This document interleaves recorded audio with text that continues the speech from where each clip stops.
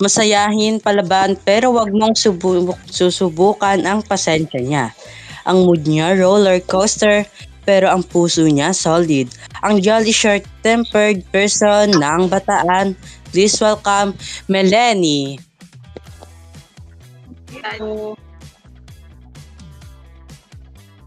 Hello guys.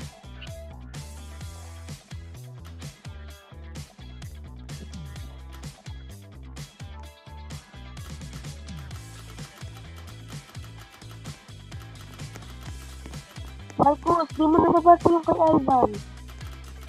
Ako na nabasa kay Ivy. Hi Melanie. Hello. So, introduce ka muna.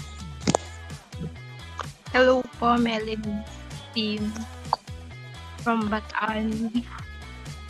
Makulit. Ano ang mamimiss mo dito sa outside world? Yung friends, of course. Okay, that's all.